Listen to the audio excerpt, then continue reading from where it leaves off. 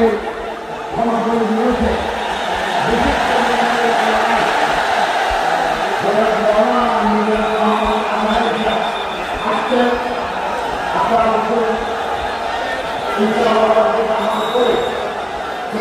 আপনারা বসুন, আমাদের মাননীয় প্রধান অতিথির বক্তব্যের পরে বক্তব্য রাখবেন আজকের প্রধান উপস্থিত ডক্টর মিজানুর রহমান আজহারি। ডক্টর মিজানুর রহমান আজহারি আমাদের মাঝে উপস্থিত হয়েছেন।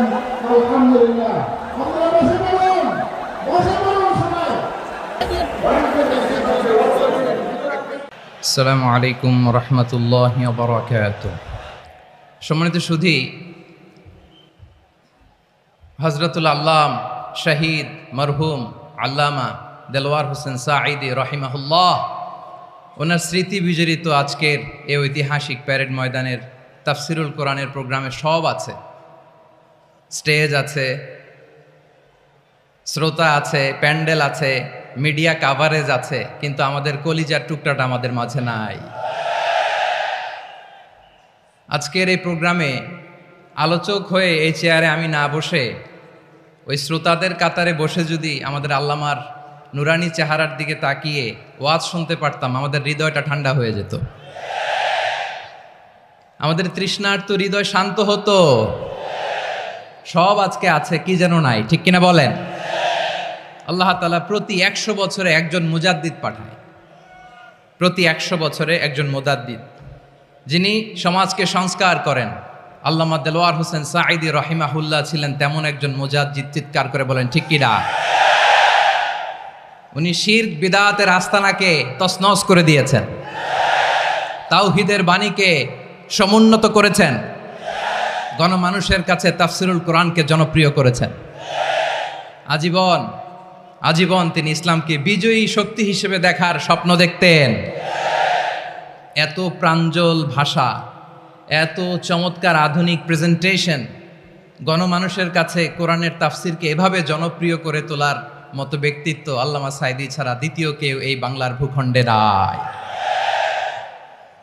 এই যে তাফসিরুল কোরআন, এই যে টার্মিনোলজি, এই টার্মটাই উনি আসলে জনপ্রিয় করেছেন। আমরা আগে জানতাম না যে এভাবে তাফসির করা যায়, এভাবে scientific indications of the Holi কোরআনকে মানুষের কাছে পেশ করা যায়, এভাবে এত জীবন ঘনিষ্ঠ করে, এত ইন্টারেক্টিভ করে কোরআনের কথাগুলো মানুষের কাছে উপস্থাপন করা যায়। উনি অন্যায়ের বিরুদ্ধে সবসময় সোচ্চার ছিলেন, প্রতিবাদী কণ্ঠস্বর ছিলেন। ওনার আলোচনা শুনলে দেহের রক্ত টকবক করে ফুটতে থাকতো। আল্লাহু আকবার, আল্লাহু আকবার, আল্লাহু আকবার। He was a strong mouthpiece of Islamic revivalism. Islamic জাগরণের স্ট্রং মাউথপিস ছিলেন আল্লামা সাঈদী রাহিমাহুল্লাহ। অনেক দোয়া পেয়েছেন, আমরা পড়েছি, এমন জীবন তুমি করিবে গঠন, মরণে হাসিবে তুমি, কাঁদিবে ভুবন। গোটা বিশ্বকে তিনি কাঁদিয়েছেন। আল্লামা যখন ইন্তেকাল করলেন, আমি তখন মালয়েশিয়া থেকে যুক্তরাষ্ট্রে একটা কনফারেন্সে যোগ দিতে যাচ্ছি, কাতার এয়ারলাইন্সে। মালয়েশিয়া থেকে দোহাতে নামলাম। দোহায় যখন আমার ট্রানজিট, তখন শুনতে পেলাম যে আল্লামা বিদায় নিয়েছেন।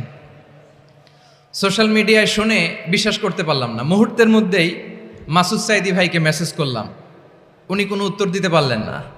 মাসুদ ভাইয়ের সাথে যখন কোলাকুলি করি, আমাদের শামীম ভাইয়ের সাথে যখন কোলাকুলি করি, মনে হচ্ছে আল্লামা সাঈদীর ঘ্রাণ পাই। শরীরটা লিটারালি কাঁপছিল, নিজেকে মানাতে পারছিলাম না, বিশ্বাস করতে পারছিলাম যে আসলে আল্লামা বিদায় নিয়েছেন। ইন দ্য মিন টাইম আমার সেকেন্ড ফ্লাইট, দোহা টু নিউ ইয়র্ক, 12 ঘন্টার ফ্লাইটে উঠলাম। ইন্টারনেট থেকে বিচ্ছিন্ন হলাম। নামার পরে শুনলাম আল্লাহু আকবার, যেখানে ওনাকে কবরস্থ করার কথা ছিল সেখানেও কবর দিতে দেয়া হয় নাই।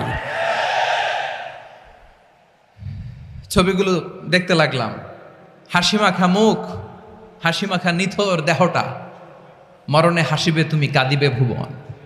From east to west, from north to south, the entire globe, গোটা বিশ্ব ওনার জন্য কেঁদেছে, গোটা বিশ্ব কেঁদেছে। কাবার গিলাফ ধরে ধরে মানুষ চিৎকার করেছে। এর চেয়ে শ্রেষ্ঠ মৃত্যুকার হতে পারে? আমাদের আল্লামার আর কি পাওয়ার ছিল বলেন? আর কি পাওয়ার ছিল? কুল্লু নাফসিন যায়িকাতুল মাউত, যারাই দুনিয়াতে আসবে তারা ইন্তেকাল করবে, এটা আমরা মেনে নেই, এটা আমরা জানি।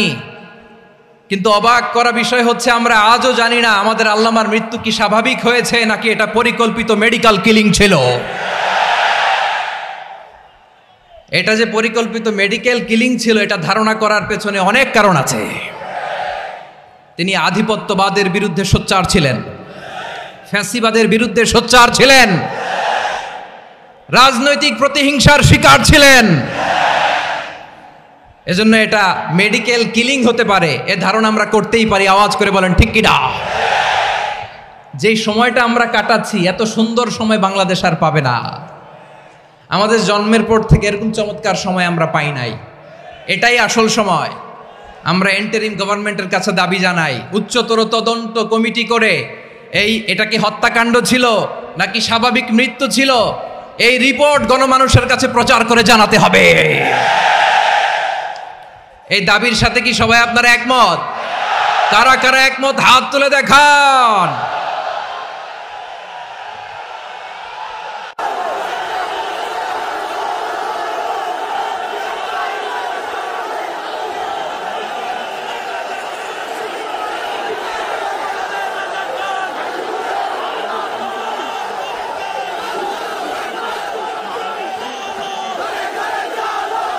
প্রিয় চট্টলাবাসী, আল্লাহ তাআলা তার এই মুখলেস গোলামকে তার জান্নাতুল ফেরদাউসের মেহমান হিসেবে কবুল করুক, তার জীবনের সকল খেদমাগুলোকে কবুল করুক, জান্নাতুল ফেরদাউসের আলা মাকামে তাকে মেহমান হিসেবে কবুল করুক।